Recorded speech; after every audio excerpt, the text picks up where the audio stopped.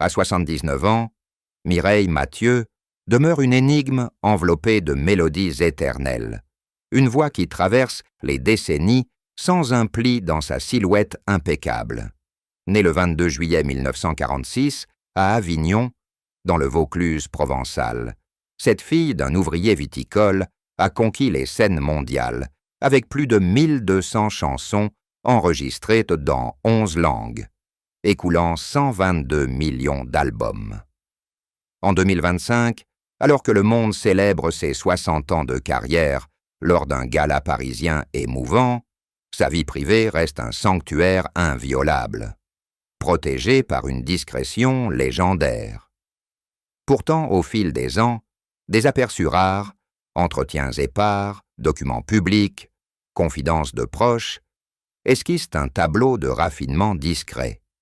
Ces biens, fruits d'une fortune estimée à 100 millions d'euros, se déploient entre la France et les États-Unis.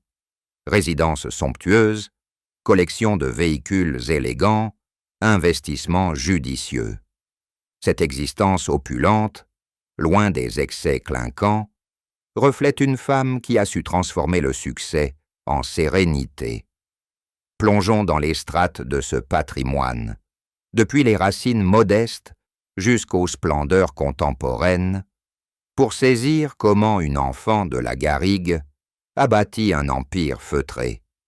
Avignon, cité des papes aux remparts ocres et aux marchés embaumés de lavande, berça l'enfance de Mireille Mathieu dans un quartier ouvrier du pont des Augustins, où les vignes du Luberon s'étendaient comme un tapis vert sous le soleil impitoyable.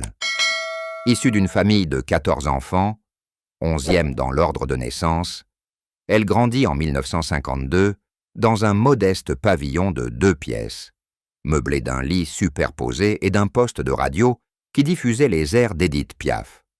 Son père, Roger, maçon et vigneron, occasionnel, rentrait les mains noircies par la terre, tandis que sa mère, Marcelle, cousait des robes pour arrondir les fins de mois. Ces premières années, marquées par la reconstruction d'une France post-guerre, instillèrent chez Mireille un sens de l'effort. À 8 ans, elle chantait déjà dans les chorales paroissiales. Sa voix cristalline, écho des cigales environnantes.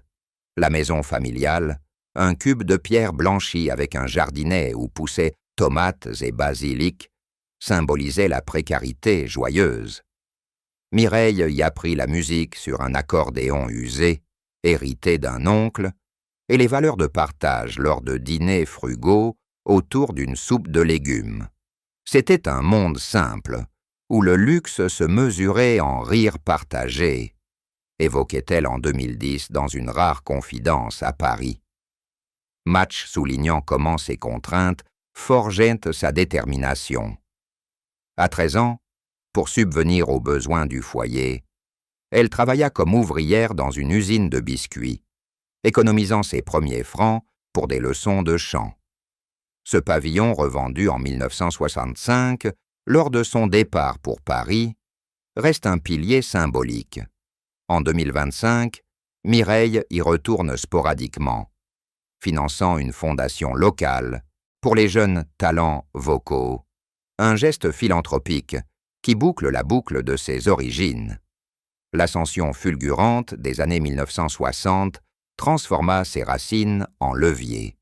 Découverte par Johnny Stark en 1965, lors d'un concours à Avignon, elle intégra l'Olympia l'année suivante, enchaînant tubes comme Mon Credo et La Dernière Valse. Les cachets initiaux, 500 francs par concert, permirent les premiers achats.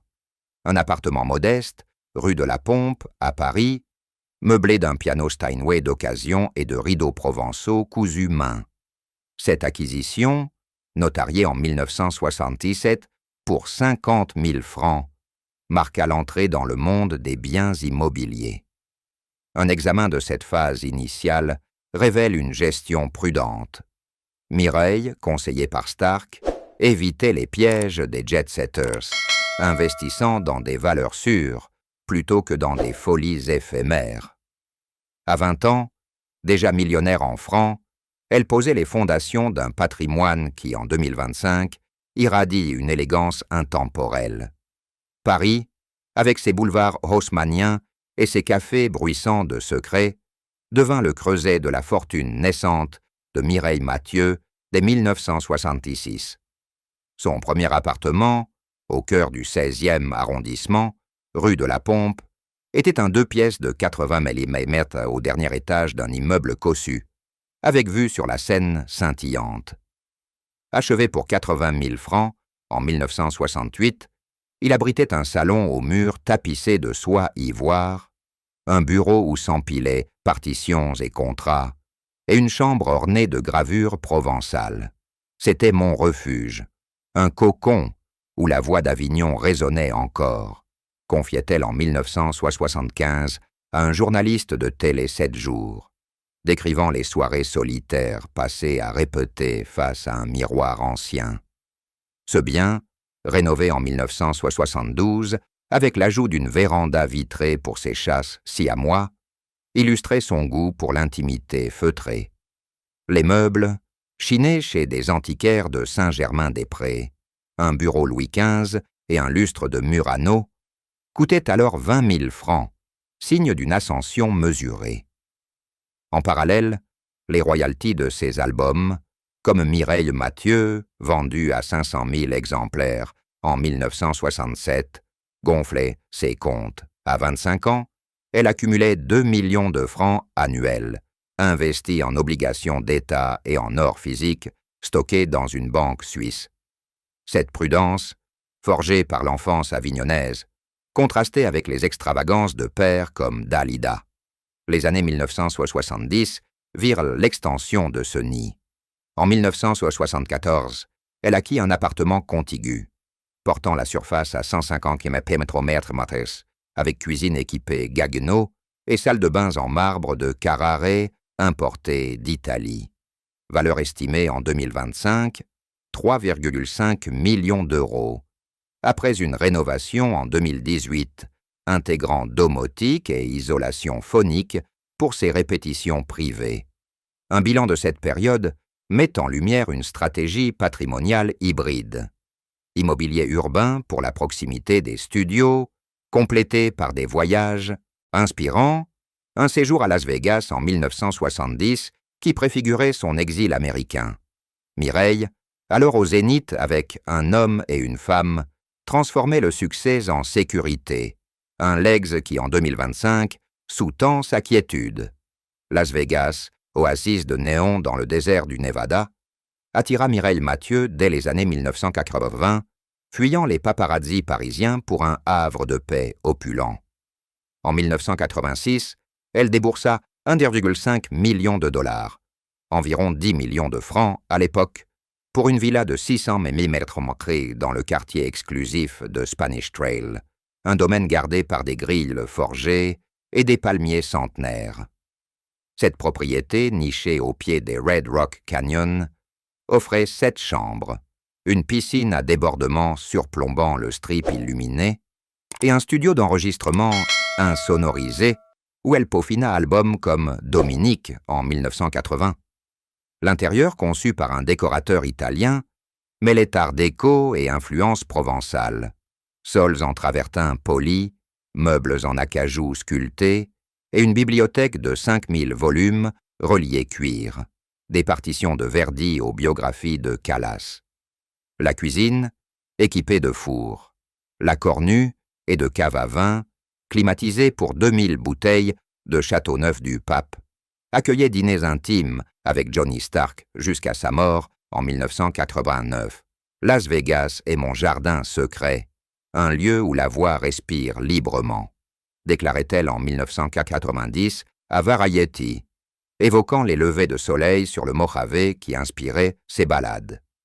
En 2025, cette villa, valorisée à 8 millions de dollars, après extension, un home cinéma avec sièges en velours et un spa avec hammam turc, ajouté en 2015, reste son principal refuge américain. Entretien annuel, 150 000 $, couvrant jardinier et sécurité privée. Une évaluation de ce bien souligne son rôle pivot. Acheté comme échappatoire fiscal, il symbolise l'adaptation d'une artiste européenne au rêve américain, générant revenus locatifs lors d'absences pour tourner. Mireille y passe 3 mois par an, cultivant un potager bio et recevant rares invités comme Placido Domingo, dans une opulence qui privilégie le confort à l'ostentation. Avignon, berceau provençal aux fontaines murmurantes et aux platanes centenaires, rappela Mireille Mathieu à ses origines en 1995, lorsqu'elle acquit une bastide du XVIIIe siècle aux portes de la ville, pour 2 millions de francs. Ce mas de 400 mm, entouré de 5 hectares de vignes en appellation Vaqueras, offrait une cour pavée, une chapelle privée restaurée et des écuries pour ses chevaux lusitaniens. Rénovée en 2000 avec toiture en tuiles canal et isolation écologique, la propriété intégrait un salon aux volets persiennes, où trônait un piano Bösendorfer, cadeau de Charles Aznavour en 1972. Les jardins, dessinés par un paysagiste de Grasse, fleurissaient de rosiers grimpants et de lavandes, irrigués par un puits artésien. La cave, voûtée en pierre de taille, abritait 500 bouteilles de millésimes personnels, issues des vignes adjacentes, exploitées par un métayer. Cette terre me ramène à mes racines, un ancrage dans le tumulte, expliquait-elle en 2005 lors d'une visite guidée pour France Inter, soulignant les vendanges, rituels où elle prêtait main forte, les mains tachées de jus de raisin. En 2025, valorisée à 4 millions d'euros, la bastide génère 50 000 € annuels en vin bio commercialisé sous étiquette privée, un projet philanthropique reversant 20% aux écoles locales. Cette acquisition, financée par royalty de tournée mondiale, 30 millions de francs en 1994 seul, illustre une reconnexion sentimentale. Entretien, 40 000 € par an, incluant vignerons et restaurateurs pour la chapelle, utilisée en concerts intimes.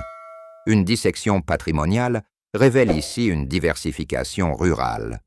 Loin des néons de Vegas, Avignon offre un équilibre écologique, avec panneaux solaires installés en 2020 couvrant 70% des besoins énergétiques, reflet d'une maturité éco-responsable. Le 16e arrondissement parisien, avec ses hôtels particuliers cossus et ses avenues bordées de marronniers, abrite depuis 2005 le principal bien urbain de Mireille Mathieu. Un hôtel particulier de 300 m², rue de la Fessandrie, acquis pour 5 millions d'euros auprès d'un collectionneur d'art. Ce joyau haussmannien, aux balcons en fer forgé et aux cheminées en marbre de Sienne, comprend un rez-de-chaussée galerie d'exposition, 3 étages résidentiels et un sous-sol hammam. Rénové en 2010 par un architecte de l'École des Beaux-Arts, il intégra ascenseur panoramique et système de sonorisation Bose pour répétition privée. L'intérieur, un hymne au classicisme français, expose 50 tableaux, dont un portrait d'elle par un élève de Balthus, et une bibliothèque aux rayonnages en chêne ciré. La suite principale, avec lit à baldaquin en soie brodée et salle de bains en onyx, surplombe un jardin japonais de 200 mm², oasis zen au cœur de la capitale. Paris est mon atelier, un lieu où les notes prennent forme, confiait-elle en 2015 à Gala, décrivant les matinées passées au piano, face à une baie vitrée donnant sur les toits zincés. En 2025, estimée à 12 millions d'euros, cette propriété génère loyer lors d'absence, 100 000 € annuels de sous-location à des diplomates. Gestion rigoureuse, un majordome à temps partiel et une assurance couvrant œuvres d'art pour 2 millions d'euros. Cette acquisition, financée par droits d'auteur cumulés, 10 millions d'euros en 2004, marque un retour aux sources cosmopolites. Analyse. L'hôtel particulier consolide son statut de patrimoine culturel vivant, avec visite virtuelle pour fans, via une app dédiée lancée en 2023, fusionnant luxe privé et héritage public. La passion automobile de Mireille Mathieu, héritée des virées provençales de son père, se manifeste en 2025 par une collection éclectique de 7 véhicules, garés dans des hangars sécurisés à Paris et Las Vegas, valorisés à 2,5 millions d'euros. Pièce maîtresse, une Rolls-Royce Silver Shadow de 1978, acquise en 1985 pour 150 000 francs, restaurée en 2020 avec intérieur, cuir cognac et toit ouvrant. Cette berline, aux lignes fluides et au V8 ronronnant, l'emporte lors de trajets discrets vers Deauville, symbole d'élégance intemporelle. Complétant la flotte, une Mercedes-Benz 600 Pullman de 1968, limousine papale prêtée par le Vatican en 1970 et rachetée en 1990 pour 300 000 francs, arbore plaque personnalisée MM46 en hommage à sa naissance. Son moteur V8 de 6,3 litres, entretenu annuellement à 20 000 euros, évoque tournée triomphale. Pour les escapades provençales, une Porsche 911 Carrera Cabriolet de 2012, bleu azur avec capote en mohair, offre punch sportif, 0 à 100 km/h en 4,6 secondes, utilisé pour vendange à Avignon. La route est une mélodie sur roue, notait-elle en 2012 à Auto Plus, soulignant le plaisir sensoriel de ces bolides. La modernité s'invite avec une Tesla Model S Plaid de 2023, achetée 120 000 euros pour ses 1020 chevaux électriques, garée à Las Vegas pour trajet zéro émission vers le Strip. Une Range Rover Autobiographie de 2021, 4x4 somptueuse à 150 000 euros, navigue les pistes désertiques, tandis qu'une Citroën DS décapotable de 1967, vintage chic à 80 000 euros, parade à Avignon. Dernière, une Bentley Bentayga hybride 2024, SUV hybride à 250 000 euros pour voyages familiaux. Entretien global, 50 000 euros annuels, avec assurance, alliance couvrant collection. Évaluation, cette armada reflète une mobilité hybride, luxe classique et innovation verte. Financée par royalty persistante, 5 millions d'euros en 2024. En 2025, Mireille envisage une Eighth, une Ferrari Roma pour commémorer ses 80 ans. Un clin d'œil à l'Italie de ses opéras préférés. En 2025, la fortune de Mireille Mathieu, évaluée à 100 millions d'euros par des experts comme Forbes, repose sur un portefeuille diversifié. 40% en immobilier, 25 millions. 30% en actions, banques suisses et vignobles bordelais. 20% en droits d'auteur, via SACEM, générant 4 millions annuels, et 10% en liquidités et or. Ces investissements incluent une participation minoritaire dans un label indépendant parisien, lancé en 2010 pour 2 millions d'euros, et des vignobles en Châteauneuf-du-Pape, produisant 100 000 bouteilles annuelles. L'argent est un outil pour la liberté, non une chaîne, philosophait-elle en 2020 à Challenge, prônant une gestion conservatrice via conseillers zurichois.